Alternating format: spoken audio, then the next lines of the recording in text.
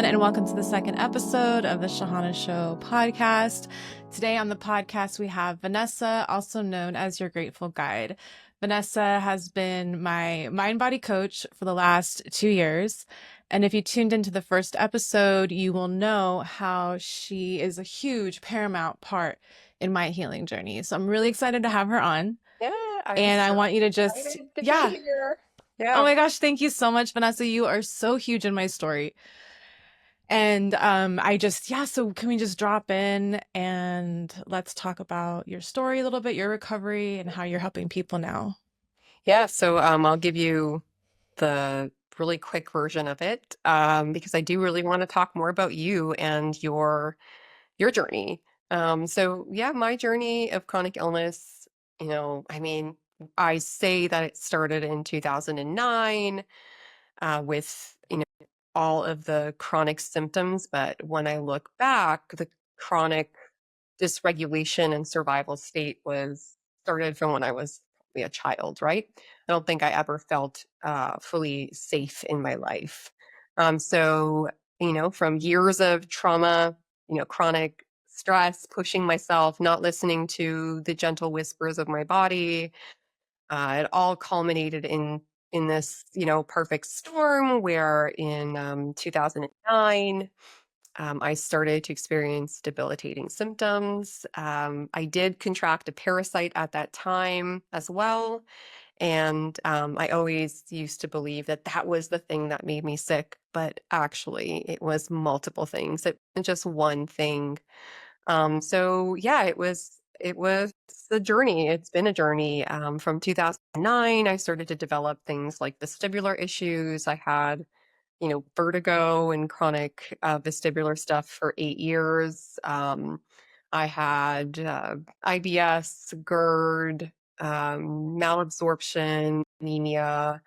Um, Down the road was diagnosed with POTS syndrome, small fiber neuropathy, chronic fatigue syndrome, um, mast cell activation.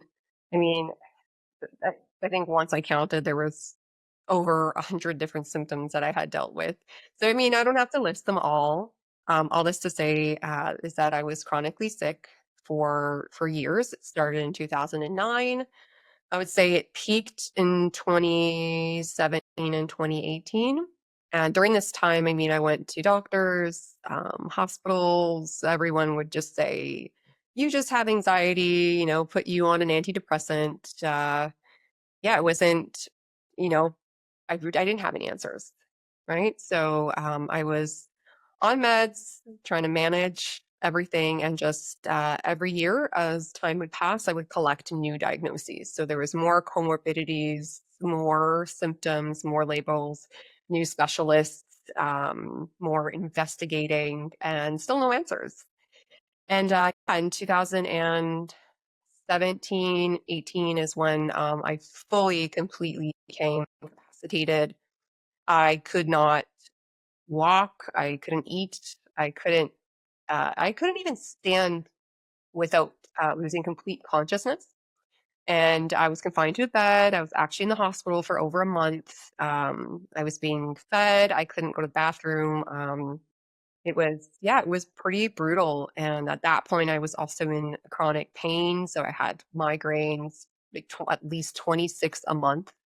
So I was on meds for that. I had gastroparesis. I couldn't eat or drink. I was on IVs, and that was my official diagnosis of POTS. And then shortly after that, I was also diagnosed with small fiber neuropathy. And so that was kind of my journey. I was hopeless. I was on my bed essentially, and in that hospital bed, I was kind of Googling, right? The doctors were like, we don't know what's wrong with you. And so we're just going to, you know, give you a bunch of meds. I was placed on 12 different medications at that time. I was having hallucinations, derealization, depersonalization. I didn't know where I was.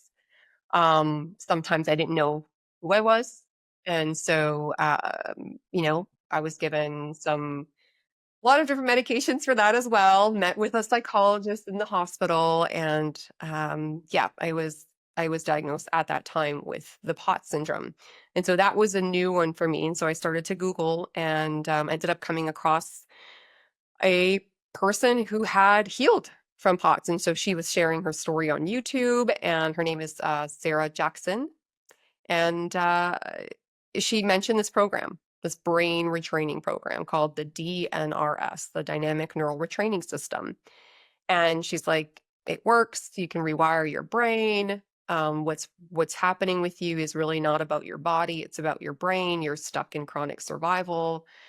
And so a seed was planted that day, but I was like, this is too good to be true. This is like snake oil. There's no way that this is just my brain. And yeah, I just left it. I didn't even revisit it. And I was eventually released from the hospital in the care of my parents. So at the age of 33, I moved back in with my parents. I had two young children. During this time, I gave birth to two kids, which I still don't know how I did that, because it was very challenging, but they were both absolute miracles. And, we all moved in with my parents, my husband and my kids, and I needed full-time care. And at that point, I think my mental health plummeted even more because I had no capacity, and I really felt like, yeah, I couldn't do anything. I couldn't be a mom. I couldn't be a wife. I couldn't work, couldn't contribute in any way. I just felt like a burden. And I think a lot of people in that state feel like that.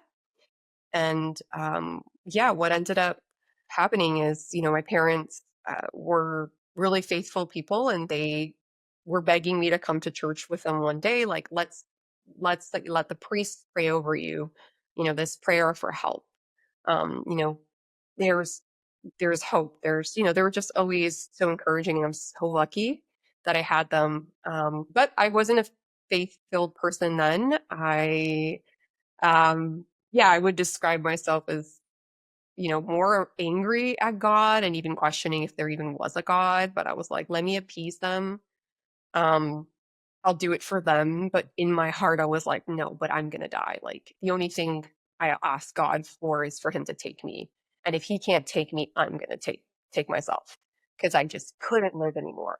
It's just a devastating feeling. So they brought me, physically carried me to the church one day, and wasn't a church that I went to often. I had never met this priest. My parents had never met him either. And there's a beautiful altar in the Greek Orthodox Church. And so I was taken up onto the altar, and the priest has this beautiful long sash that he can kind of basically cover me, right? So I'm laying on this altar. He holds this beautiful long sash, puts it over me, and then places, this book on top of my head. And he begins to pray. And it's in ancient Greek, and I'm catching a few words. And so my parents are crying. The priest was emotional. And I was sobbing too. And it was in that moment when I just kind of surrendered. I was like, okay, I'm done. Like, if you're there, God, like, if you even exist, if you're there, like, you need to show me, heal or heal me. And yeah, and it was, again, I always say that this was my pivotal moment of like where things started to change, where I had got my like first hope rope, where I saw the light for the first time. And then from that day on, my journey of faith began. And then within, I don't know, a week, days later, as I'm scrolling on my phone on Facebook, I see an advertisement for that program, the DNRS, the Dynamic Neural Retraining System. And I'm like, okay, I took a leap of faith. I bought it, and I started my journey of rewiring my brain and, changing the survival response and healing. And so that's kind of how it started for me. And yeah, along the way, I mean, between the brain retraining and some other things I picked up along the way of somatic work and inner child and belief work, I was able to get my life back and, break free of chronic illness. And that's what I do now, I help others do the same. So in a nutshell, that's like the fastest version I give you. It's so wild, Vanessa, hearing your story. Like I've heard you on other podcasts and I've heard your story because, it's been about me, and like I just have seen you as this beacon of light, hope, health. You exude health to me and vibrance. And I would just never think of you in that state and having gone through all of that stuff. I mean, I do know because I've seen, but I remember the first time I heard you on a podcast, I was like, I was like emotional. So I was like, oh my gosh, I can't believe that happened to her. Cause it's just, it's wild. Yeah. It's just such, it's so amazing to hear, your side of it. So thank you for sharing, oh my gosh, I just, Having me. I feel so much. And, so let me ask you, at what point did you start coaching and stuff? Like when did you know that this was something you wanted to do and you wanted to offer, and how did that happen? Yeah. So, I started sharing my journey of rewiring and healing on Instagram early on.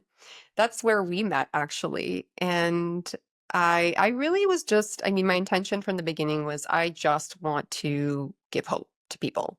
So I started becoming evidence of this work for others and providing evidence for healing. And so I was like, okay, if the internet saved my life because I was able to find someone who was like me, well, what if I can save another life by sharing my story? So I started sharing my story early on, probably 2018.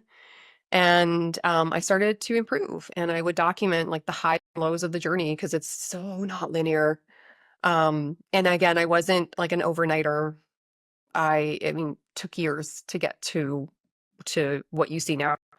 And still healing in many ways. As you know, there's always a new layer, right? A new something, but not from a chronic illness perspective.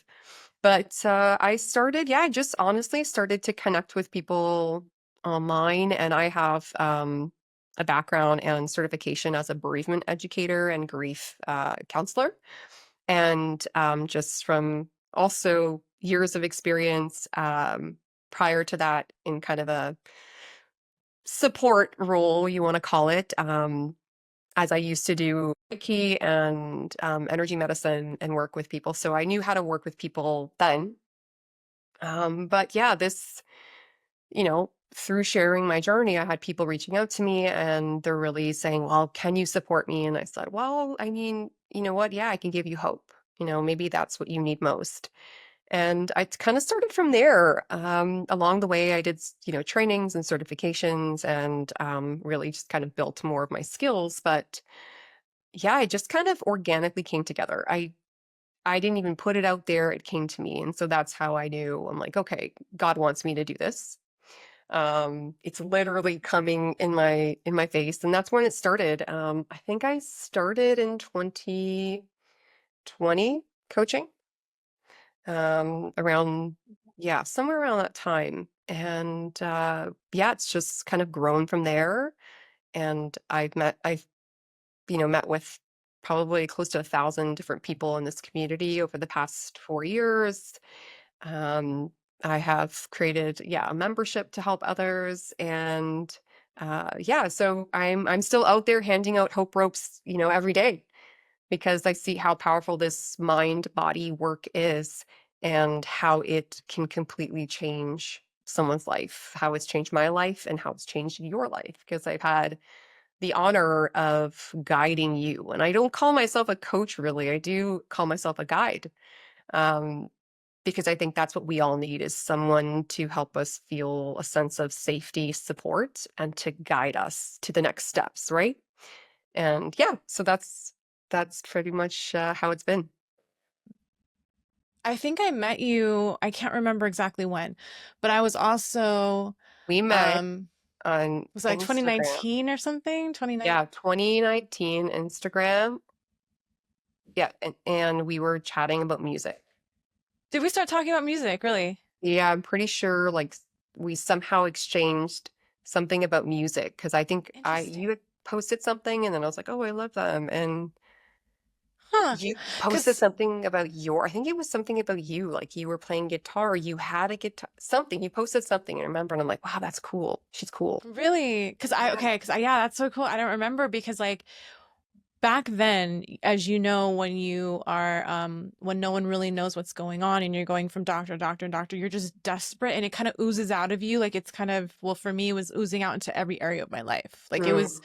kind of taking over every conversation with, or just my whole life revolved around this illness. And I was in such desperation, fear, panic, just like wanting help. And I was talking about it too much. And I had to learn how to not do that. And I had someone at the time was said to me, hey, why don't you start like an Instagram where you chronicle your healing journey? There's this hashtag chronic illness thing. And so I started doing that. I didn't really want to, but I was like, okay, well, and it was really helpful for me actually because it did take all that leaking energy of leaking the illness into all areas of my life. I was able to channel it kind of directly into the Instagram, and then I wasn't talking about it with my friends and Mm. family and stuff as much, right? And so I started using the chronic illness hashtag and then the small fiber neuropathy hashtag. And I think Yes. that's how we found each other. Okay, that's But I how. don't know who like talked to who, but I do remember I think even before I knew you were coaching or anything, that you were just like such a beacon of light already for me. So I can see how that happened, how people started to come to you because yeah, I remember us just having these insane conversations back and forth and you were just so sweet. And I'm like, I have this symptom and that symptom. And I remember you always being like, I I used to have remember. that. Yeah, I I'm like, used to yeah, have I that. I'm like, know but what what that about is. this? Yeah. Yeah. And I had never met anyone else, I think. Yeah. You were probably, and you were the first person I knew that actually like recovered as well. And so I know you and I had talked for a while. And then what happened for me was I think it was in April. So I moved here, okay, June of 22. So I think you and I started working together maybe April of 22 or just around there. It's been a Yeah. little over 2 years since you and I started Yeah. working together. And I think I finally hit a point and I was like, Vanessa, like, can you help me? Right. Cause I just things I was, unable to take care of myself. No one was able to take care of me anymore. Yuka had just died. I had just, I needed to come to Arizona and it was just like really, I had to save my own life. Like there was nobody else that could help me anymore. It was just a huge thing. And so, yeah, I remember like, reaching out to you and I had already had the foundation of DNRS a little bit. I hadn't really Yeah. done it much, but I knew about it because when I was in Texas, I learned about it, started doing it there. And I think, you had mentioned, okay, you get going on the DNRS and let me, we'll start working together. So we worked together once a week for like two Yes. years straight. Or like, and I mean, every moment of it was extremely valuable. Um, but yeah, so we started, where was I going with this? Okay, so we started working together and I wanted to ask you because you've seen me heal over this time Mm. period. And when I came to you, I only knew about DNRS. So not that I want you to go into it too much, but I just wanted you to, if you can, just briefly kind of tell us about how what you would just really briefly say belief system work is, somatic stuff is, because I learned about all of that through you. Yeah. And I would say that, yeah, parts work and the somatic stuff and yeah, belief systems, they really played a big role in aiding, they really played a big role in helping just more than just the brain retraining. So if you can just Yeah. like really briefly Yeah, go sure. over that. So, brain retraining is basically, you know, it's a form of training, right? Of exercises that you do based on the science of neuroplasticity. So neuroplasticity is basically, our brains can change, uh, based on what we learn, new experiences. Our brains are plastic. So, this goes against what we used to believe forever, as in, once you get to a certain age, your brain no longer changes. You're stuck in those habits and things for life. And we know it's not true anymore. So, using the power of neuroplasticity and doing these self-directed practices, which are a combination of interrupting. So if you have this old neural pathway of like, you're always thinking that something's going to hurt you or that you're in danger, or this thought of like, I'm never going to heal, we would want to interrupt that, right? So we would interrupt. There's many different ways of doing that. Some people will say, calm, relax. and then go into this round, which is basically a practice of interrupting, bringing in your truth, right? The truth of like, oh, this is just my brain, and I'm just stuck in a rut and I can rewire this. I know I have the tools now. And you would, talk to your survival brain, essentially giving this little talk down, like, hey, we're safe right now. And then bringing in the power of visualization.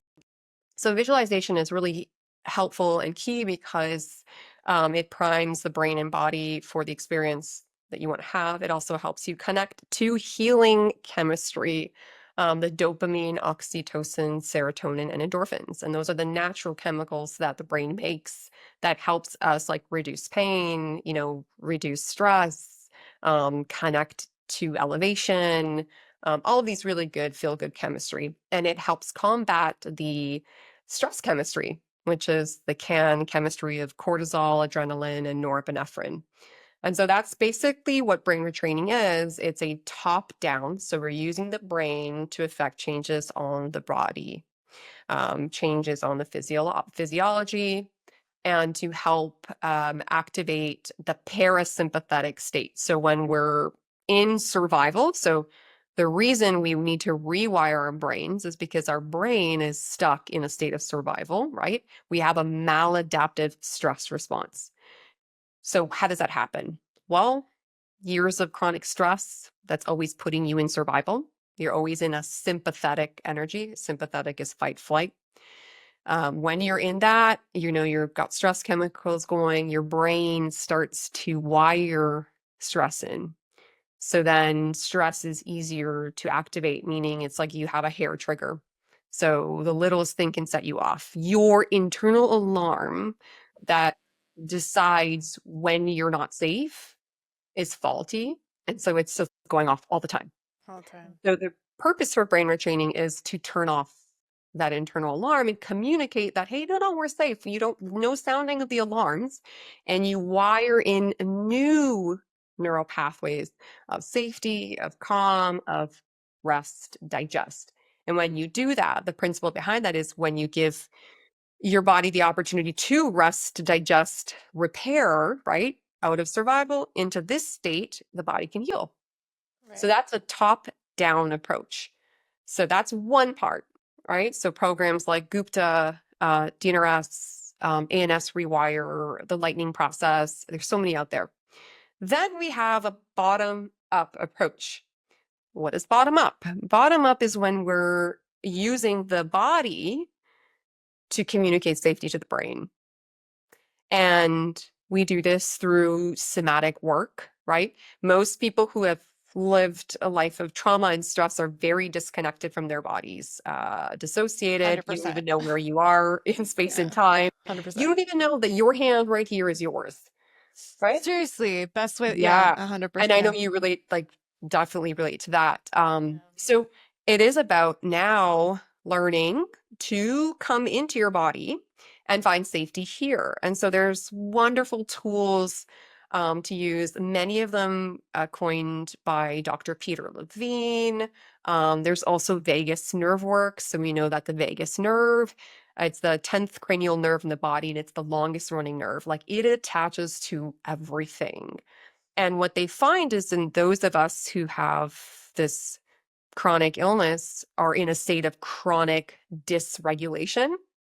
And our vagus nerve is not functioning optimally. The tone is not there. And so through vagal toning, which are, certain sounds that we make, like humming, just certain breath work that we do. I mean, there's so many practices that can help tone the vagus nerve and help with that parasympathetic response. Again, the rest, digest. So these are bottom up approaches, and some can include like tapping as well. Tapping can be helpful. And I like that tapping is more of a combination of using your brain and body. And, when we do EFT tapping, we're really just, first of all, bringing to awareness the stories that hold in our mind, right? Like, I'm never going to get better. I'm sick. There's something wrong. They can heal, but I can't. like the most common things that we think, and create a new story. And so the combination of tapping, these beliefs and, bringing them to mind while also bringing in a new story and a new, vision for your future can really help us change our expectations, our perceptions, and our reality.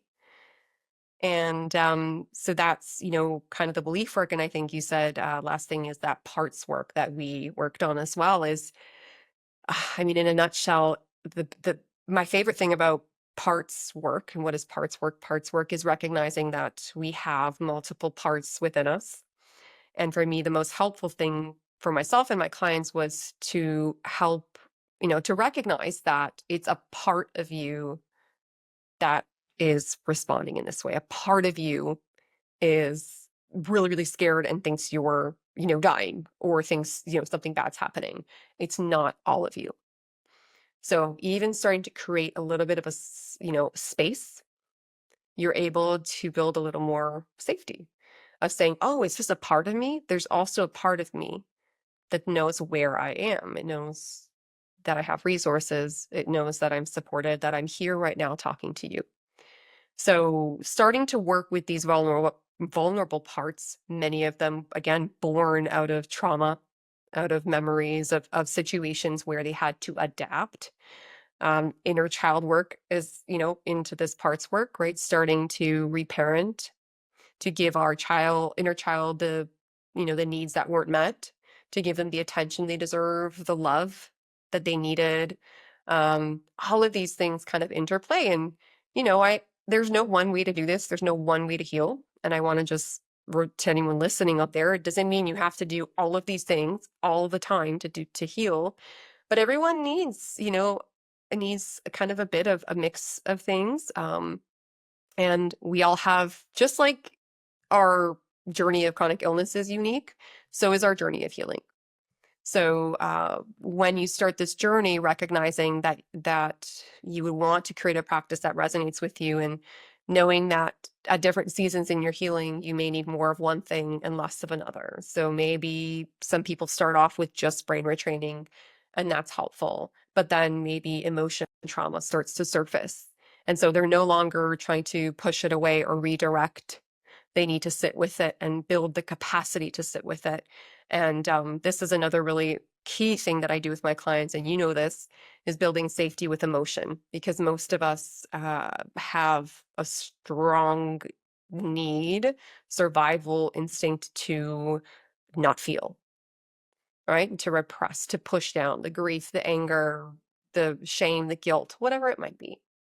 And so, yeah, and so then, there's seasons where it's more emotional work and building capacity and somatics. And so there's so much out there. And I'm just sharing to say that there's more than one way to do this. And that's why every person I work with is so different. And Yeah, I can imagine. yeah, and so we've done a combination of those with you, and bringing it back to when we first met. Yeah. uh, Aside from when we were chatting on Instagram, um, that first session with you, my heart like broke for you. I just remember getting off there and just praying, God, like I wrap her in comfort, cover her in peace, get her out, and help me help her. And, like, yeah, you were one of the probably the worst cases I have seen. Are you serious? Just Oh to my see, gosh. yeah, where you were at. And I Mm, don't think it's, I know that God had a hand in it as well through all yeah. this, because just to see how far you've come. But a lot of it is, again, because you kept showing up. Like, you're like, okay, I don't have another choice here. I had no choice, Vanessa. We were done of Yeah. choices 100%. And I'm glad that yeah, I wanted to talk to you about this because, we've been working together for 2 years. So I'm very different than when we started Mhm. working together. I mean, in so many ways, it's not just physical. I mean, I am emotionally, mentally, spiritually, everything has transformed in my life. And I didn't really realize how bad I was back then until you had said something to me. There was a possibility I was perhaps going to be on a podcast about recovery. And I was like, Vanessa, do you think I can be on this podcast? Do I have a recovery story? And you're like, you absolutely do. And I was not sure about that. And you had said to me that you weren't sure when you started working with me. You're like, if I didn't hear from you, I was a little worried Yeah. that you weren't here anymore. Yeah. I was just like, wait, what? And then like another counselor I had been working with around the same time, at the same time you said that, he basically said the same thing. I Yeah. had no idea it was that bad. Yeah. So like that's when I was really wanting to hear your perspective, because I'm the one in it. I'm the one going through it. I'm seeing you once a week. We're communicating in between sessions if I'm having, emergencies, and just you're helping me through the whole time.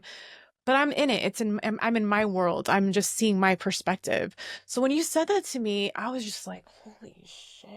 Like, what Yeah. did this Yeah. woman see? Like, where was I then? Where am I now? Oh Because I want to, man, what a difference. I want I to remember. show Yeah, I mean, the I power of remember. this work. This Yeah, work is powerful. And if it I is. saved my own life, like, we are capable of saving our own lives, people. Like, wait, Yeah. what? So yeah, please touch on that. Please. Yeah. So, I mean, seeing you, I remember getting off our first, we had a consultation. I hadn't even taken you on yet as a client. Um, and I was like, I remember right after getting off that call, I reached out to a prayer group that I have. I'm like, ladies, like, please right now, just stop everything you're doing. We need to pray for her. This amazing woman, like I see the potential for healing, but I don't know if she does because you couldn't see it then. Right. Um, and I said, like, she needs all the prayers. She needs all of our prayers. And so we kept like praying for you. And Wow. I mean, we're like, okay, something, because we couldn't see a way out. We didn't even know, you didn't even know how you would even, get out of your situation or to Yeah. move. Like, I know you had this intention to move to Arizona, and yet you were literally stuck in a room. I mean, I remember you describing me, you couldn't wear clothing, like you couldn't lay on your bed comfortably. You were living in like kind of like a dome of like hygiene and like no chemicals and just Oh, you. it was, yeah, I Yeah, was, you couldn't yeah. drive. You Mhm. couldn't play music. You couldn't even talk to me. I mean, even talking, you would completely go, and I was like, "Are you there?" Would you Like, see me leave? oh yeah, Oh, you would dissociate, um, shit.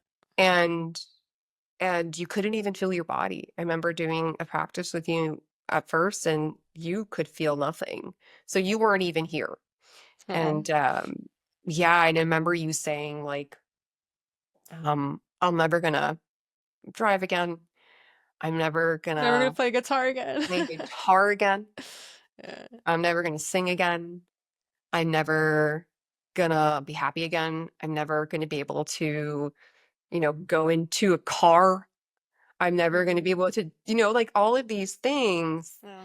And like you've done all of those and more now, Yeah. right? Like the girl who couldn't be on a screen because the Wi-Fi was like, or I remember you had like, so you couldn't even be on the screen with me at I times. didn't even use computers and Yeah, no, phones. Like exactly.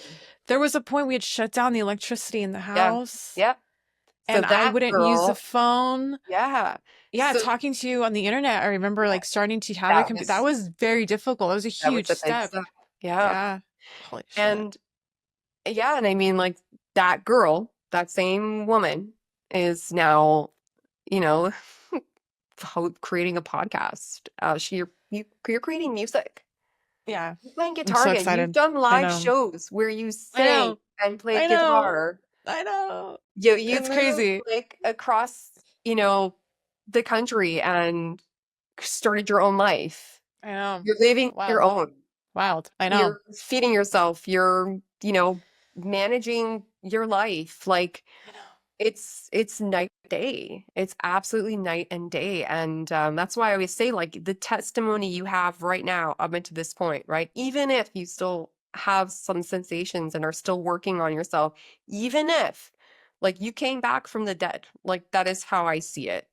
You were as sick as can be, and yet you grew through it, you expanded through it, and you've become more your true self than I think ever before, right? So, I would agree with that. That's one thing when I talk to people about this work and they're like, well, are you healed, right? Do you have symptoms still? Do you still have these diagnoses? And I actually say kind of what you had said to me in the beginning, where it's like, I don't really symptom check anymore, right? I don't really, I haven't gotten retested or anything. I'm not going to pay attention to that. That's what we do. We're not trying to pay attention to that situation. I said, I'm still maybe experience things I'm maybe less comfortable than I'd like to be at times. I perhaps still have sensations, but I this illness in a way has saved my life mm, on a mental, emotional, and spiritual level. Like, so what I would try to say to these people is like, even if I'm not completely healed physically, it's worth it for the way this has affected the rest of my life. I would do it all over again because I am more the true me than I have probably ever been. And it's from doing the work. This is the Shahana probably that I've always felt that I was inside. And even if I'm not, but just life and things up and down. And even if I'm not physically able to do all the things I want to do yet, or if I'm still struggling with physical sensations and things, like I am more me and I'm happier than I've like ever been. And to yes. me, that's enough to do the work, you Yeah. know? Yeah. And because the transform, the inner shift. And that's another thing I wanted to ask you about because, um, yeah, and thank you for saying that just before we continue, because it's so validating and beautiful to hear from your perspective, like what Yeah. you've seen me do, and I couldn't have done it without you, Vanessa. Like this is like, I really would not be here if it wasn't for you. And I just like, oh my gosh, so emotional because it's just fuck wow, I and did. yeah, Yeah. you saw this whole process. You've been like the one, it's just insane to think of where I was 2 years ago and where I am now. Yeah. Completely different. And like, again, I was saying like my emotional health has changed, my spiritual health has changed, my mental health has changed. Because even prior to this, I dealt with mental health, depression and anxiety. And like what you said earlier in your story, how they just passed off physical sensations and stuff as anxiety. And Yep. yeah, same. It's a very common story, I think, with the chronic illness community. So I wanted to ask you, like you've worked with so many people at this point. How have you seen people's lives other than their physical health transform? I think I know that you also are having a course or something about how, or you've talked about on your program, on your Instagram and stuff, how when you do the work, the people around you also benefit. Yeah. So I want to Yes. ask you a little about that. Like I want to ask you Yeah. about your clients and like what you've seen in their lives transform. Like I not just our health, but like how do people's lives transform? How do you feel that perhaps when we are doing the work as individuals, like we could potentially be changing more than what we think we're changing? Yeah. Be the change you want to be. Like walk around in a different state of being. Are we changing the world around us? Are we changing the people around us? Are we elevating things? So it was just so curious about your thoughts on all that. So, yeah, I mean, through this work, we learn to embody different states, right? And so you know, it has the side effect of expanding us in ways that we would have never expanded, right? Most of us, like, unless we had to do this work, I don't think we would have done it, especially when it comes to Yeah. revisiting the past, dealing with the emotion, Hmm. sitting with the uncomfortable. All of those things are, what humans avoid. And so I think a lot of us were thrown into this work.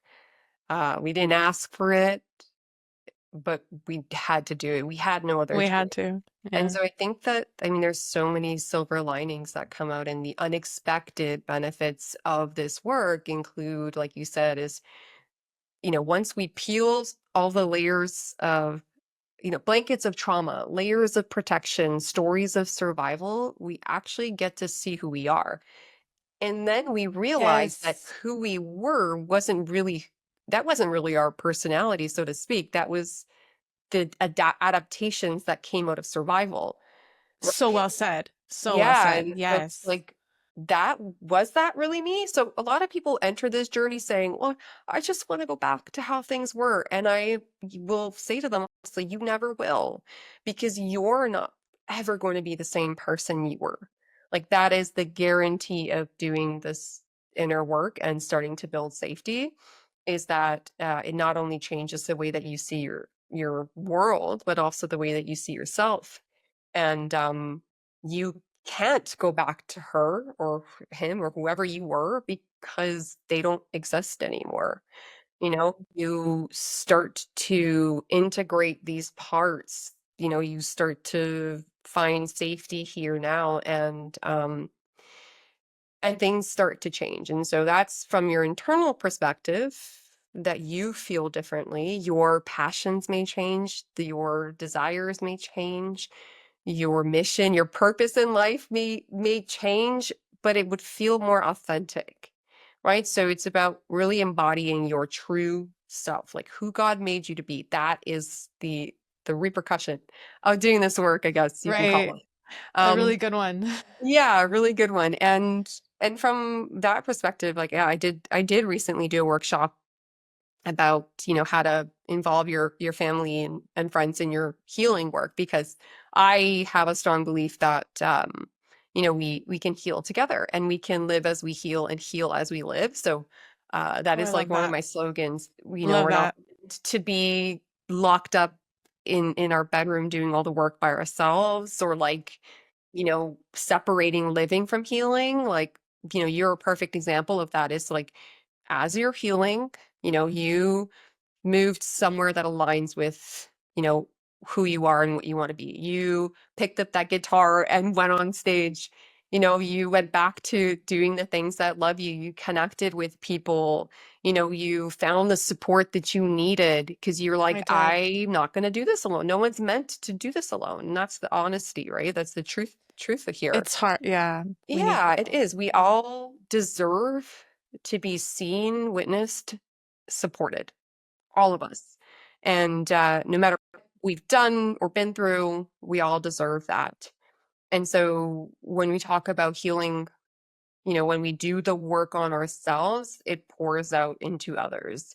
So, your friends will notice, your family will notice. My husband has changed as a result of me doing this work. My kids have benefited because, when one person works on themselves, people feel it. I was the heart of the home in many ways, but I was also sickness. And so Right. everyone felt it. My kids became scared, dysregulated.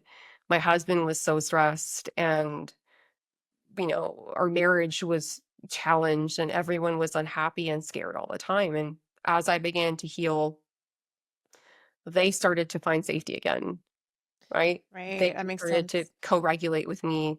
I changed, they changed, and I also taught them. Like, I'm still teaching my kids, right? Because they only knew I was sick their entire lives, pretty much. They saw me carried out on a stretcher with ambulance multiple times. I would disappear for months at a time because I was in the hospital, and so a lot of that can impact. We know the impact of trauma on our children, on young Yeah. people.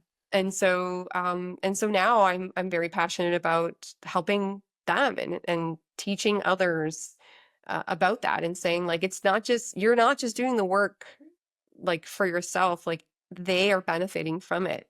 And there's no greater gift than regulating yourself to the people around you. No I greater gift, know. like, Right. right? Because they feel it. Then you Yeah. can hold space for others, right? Totally. Then you I have was, yeah. capacity. Yeah, capacity for emotion. Then you have, you know, the awareness of their trauma patterns, right? So, you probably see this now too. Exactly. Yeah. And then you can have more compassion Yes. and understanding when Yeah. you see the same patterns for sure. Yeah. So yeah, and so I think you asked about transformations. I mean, I have seen people find their, true calling and true purpose in life and, get brand new careers. Love that. I have clients who have moved to a completely different place and are thriving. I've had clients who, um, you know, just started doing this work too, right? So feeling so passionate about uh, helping others that they became coaches as well. I've seen Mhm. people completely get rid of like careers that no longer suited them and adopt a whole new different pace of life. I've seen people just change, just completely change, become a new creation. And that's Yeah, I how I mean, I see it. feel completely different. Yeah, Yeah, you're a new I feel creation. completely different. And I can just, that's why I'm so passionate about this, is I just seen myself become the best version of myself. I mean, I didn't know you before, but you're one of the most amazing people I've ever had the privilege of knowing in my whole life. Oh, you're so And sweet. it's just like the people that I see doing the work, there's something about them, Mhm. there's a Yeah. freedom, I think. There's a freedom. And I just want, like, why does all be free? um, Yeah. but thank you for, before I forget, I just want to touch on something really quick that I found really paramount to my journey with you, is the grief work. Yes. Because like it was huge. So my brother passed away when I was 26, he was 30, and my best friend passed away 2 years ago, and she's actually, as you know, she's the reason I'm in Sedona. And I'll share this with you because it's so interesting, Vanessa. I just filmed the first episode and I was doing the editing. And there was a point I had to keep stopping and starting because I was getting sensations, right? And watching back and doing the editing, it was so interesting to see something. When I talked about Yucca, I remember the symptoms coming up, but I Mm. didn't put it together at the time. Yeah. But when watching the video back, I literally see myself dissociate. Like and I was like, oh my gosh, that's what it looks like on the outside when I'm getting symptoms on the inside. Literally just talked about Yucca. It was the only time in the Look at video I that. did that. Look at And that. I was just like, holy, and I looked at that, I'm like, wow, trauma, specifically around grief, that's when I check out Yeah. still. And I didn't, and so I wanted to bring that up because having my brother pass, I really I went down a very bad path after he passed away. I got very involved in drugs and stuff like that. And I never really dealt with his death. I think we've talked about before. I kind of created a timeline he never existed on. That was the only way I could cope. Like that was a severe fragmentation of my psyche at that point. And then my best friend passing away since I was 7, passing away 2 years ago. Who's also like a sister to me. There, like, even though I was more accepting of her death, it was like there was still, I was in survival mode, just trying to get here to Sedona and heal my body and not, get back to some Yeah. kind of functioning of life, that I didn't really deal like that with that either until I did your grief workshop a few weeks back, Mm. or a couple months back now. Wow. Yeah. And you were touching on, for about a year, I think, with me. You're like, Shahana, grief. I was like, I don't even know what grief is. What are you talking about? Like, I wasn't ready for it, and Yeah. that's totally okay. But That's you were kind of dropping little hints at grief to me along the way. And you had just recently, around the same time, I think, lost your father. And like you said, you had a bereavement education of some kind, a little bit, right? You did some class or whatever, and then you experienced a loss yourself, and that really affected your journey with your oh healing, yeah. right? Yeah. So yeah, I want to touch on grief because I do think it's huge. I saw myself get symptoms talking about my best friend dying. Yeah. It wasn't Yes. just it wasn't just on the inside. I literally saw myself dissociate Yes. and look like I was about to cry, and I had no idea that I was feeling like I was about to cry. Yeah. Isn't Do you that know what what? it's a Yeah. trip. It's a trip. So yeah, I just want to really touch on grief and how it can affect our health and this healing Yeah, for journey. sure. Yeah. Yeah. So I don't think I shared the first half of my recovery story. I did have a second storm, as I call it, right? So Right. after I had, recovered and was, living my life and just moved into a new house, my family contracted COVID, and it was just a nasty variant. And my dad, my mom, all of us got it. And within days, my dad was intubated in the hospital and on life support. And we all had COVID. We couldn't visit him. We couldn't see him. We couldn't say goodbye. They didn't even tell us when they were going to do it. So there was a lot of trauma with that. And, that experience really created, again, within 2 weeks, he passed away, less than 2 weeks. And then I was suddenly diagnosed with long COVID. I had pericarditis, double lung pneumonia. I was in and out of the hospital, and this went on. And so that was the second part of my journey. And the reason I bring that up is, first of all, with the long COVID stuff, I was able to use the same exact resources and tools I used, to heal from all the other stuff, to heal from long COVID. But the grief is not something we can brain retrain away. It's not something we can Exactly. look away. Yeah. We And, have to feel. yeah. And I was like you, the first year didn't feel real.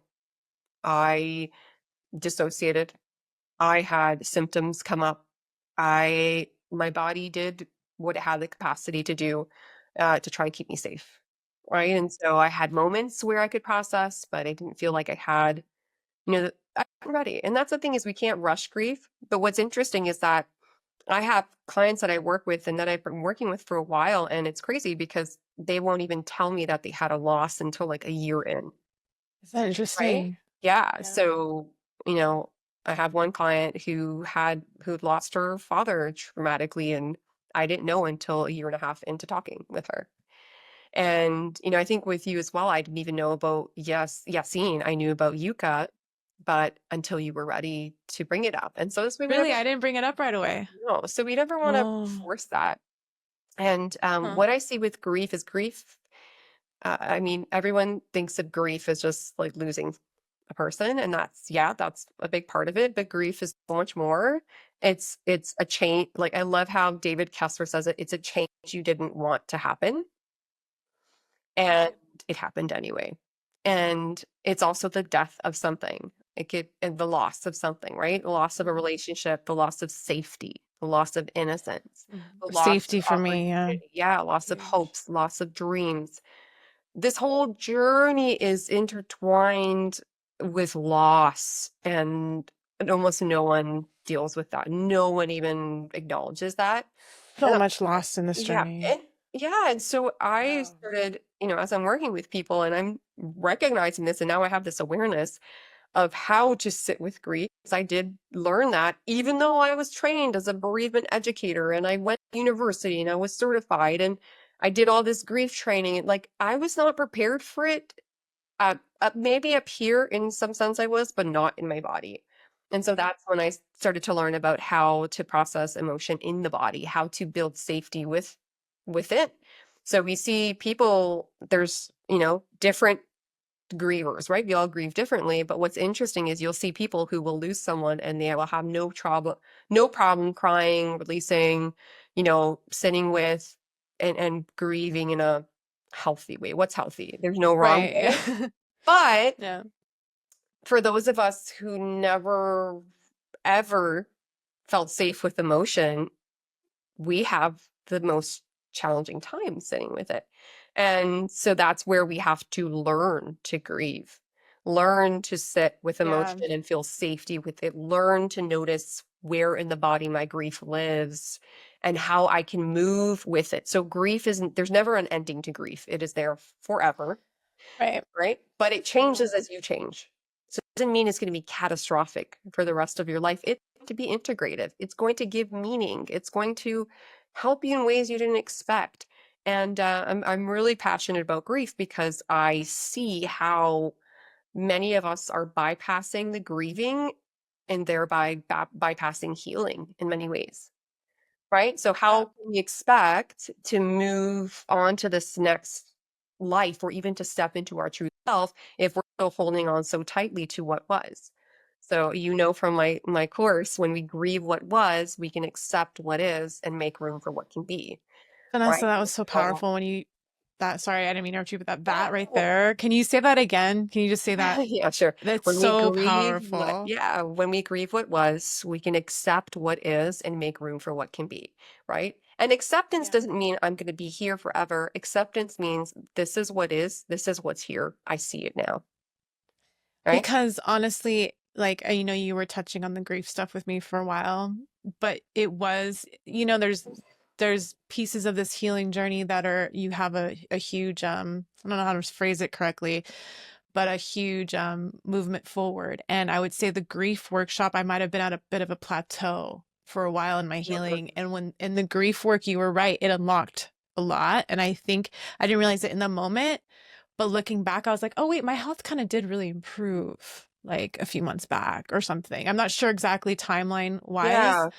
but I do think that the doing the grief work with you, you were right. It did unlock something because I realized for me, a lot of this healing journey that I found, I think has been the most prominent is the parts work for me. Mm, Like, I think that fragmentation of psyches really caused illness in my yes. body for Yeah. sure. I think like if I had to pick like one thing, I would say trauma, or whatever. But I did notice that I think, like I said already, I kind of fragmented when my brother passed away. And I saw myself fragment when I talked not very long ago about my best friend passing away.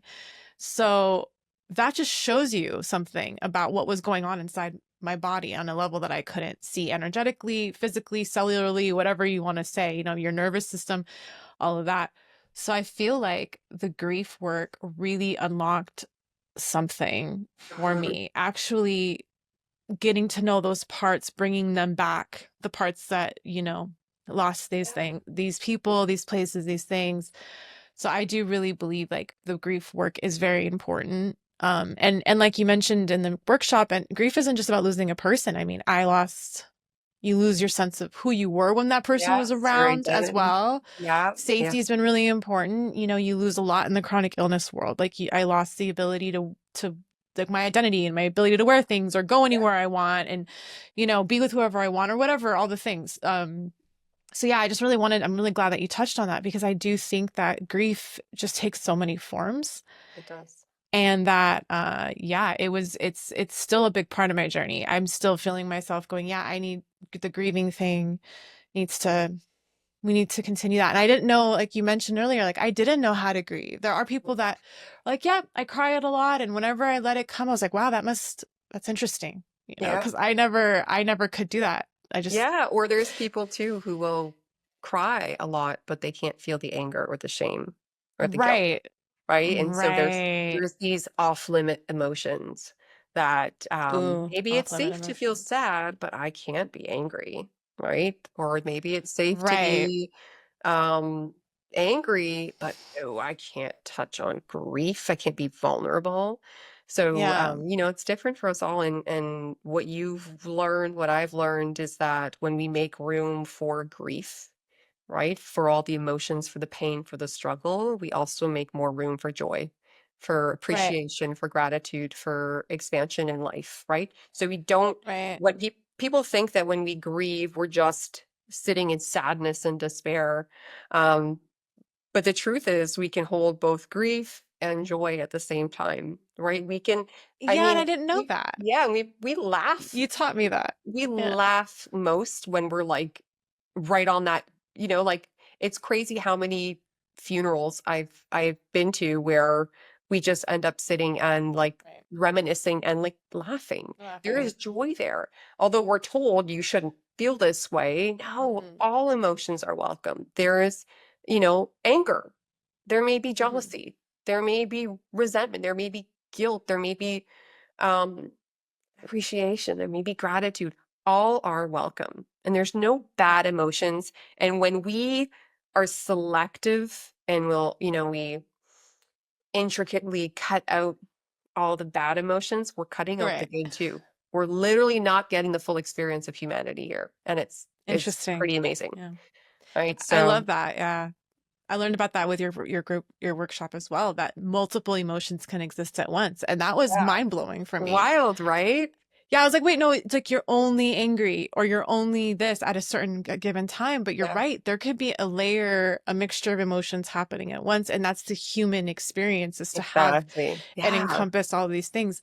So yeah, I really feel strongly that like the grief work, what you said about when I finally accepted that my brother died, even though it was 14 years ago, you know what I mean? It was a long time. It's like when I actually finally accepted that he died through the grief work, I can't tell you there wasn't a pinpoint moment in which it happened, but through the work, I there was a part of me that got to be free and accept what is now. I didn't realize um, so much of me was stuck at that traumatic state. Like it's yeah, almost like, yeah, part of my psyche fragmented and then got frozen there. yes, So in doing this work and uncovering that trauma and thawing out, I was able to yes, actually be Shahana 2024 and yes, a little bit more. So yeah, I really do think that grief work is just so valuable. And I want to thank you for providing that resource, for yeah. No, it's being my that voice pleasure. in It's the an chronic honor. illness. Yeah, it's an honor. Yeah. Thank you for doing that, because I know you've helped so many people with that as well.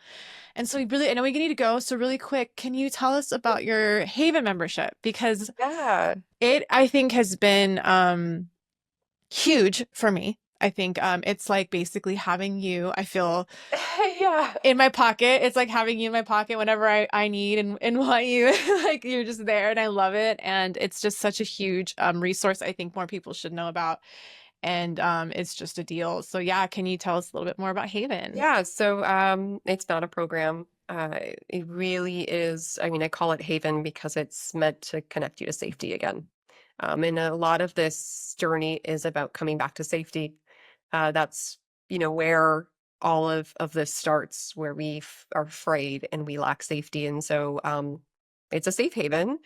It's filled with practices that help you regulate your nervous system, rewire, help you create a new story and access resources that help you cultivate safety within. And so there's a nervous system side, and then there is a grief side, and that is near and dear to my heart, and really meant to help you cultivate safety with emotion and start to move with the emotions. So you're not leaving them behind. You're taking grief, anger, shame, unforgiveness with you, and you're learning how you can live a full and complete life with that and how you can soften to it. And I hold a monthly class every month, specifically for grief. And we do a live grief somatic practice. And we witness each other's grief on these calls. And those ones are open to anyone who wants to join. And I also do a group coaching for grief, as you mentioned before. My next cohort starts soon, in a couple weeks, but I hope to run those, twice a year or so. But and then I offer coaching as well. I currently am really booked up though, but I have two amazing mentors that work with me in Haven as well, that are there to help. And that's pretty much all about me. And you can find me on Instagram if you want at Your Grateful Guide. Yeah, I was just gonna ask how people can find you, if so your Grateful Guide on Instagram, and also your Yes. And gratefulguide.com. YouTube, and on YouTube, I have a podcast called Hope Ropes as well. If you wanted to pop on there and listen on Spotify and on YouTube. Nice. Oh my Yeah. gosh. Yeah. So thank you, Vanessa, again. I think Haven is just such an amazing resource. And Thank I you. just think that you're just doing so many amazing things for this community. And you're just, I can't thank you enough. And Well, so like are I've said, you, right? Just by sharing my story, you're bringing more hope to others, and that's the key, right? Is hope, yeah, right? it's Hand out hope. those hope ropes. Yeah.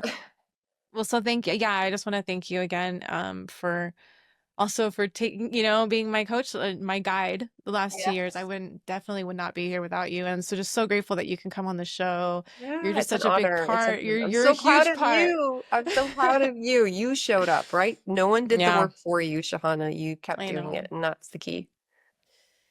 Yeah, I mean it was hard, but I did it, and it was valuable to have you as a resource and a guide. So just thank you, and thank you for putting together Haven and all the things. And I really appreciate that you came on the show today so much. Yes, you're so welcome. Okay, cool. Well then, yeah, thanks for coming on the episode. Hopefully I'll have you on again one other, some other time. It'll be great to have you back on. Yeah, you got And it. okay, yeah.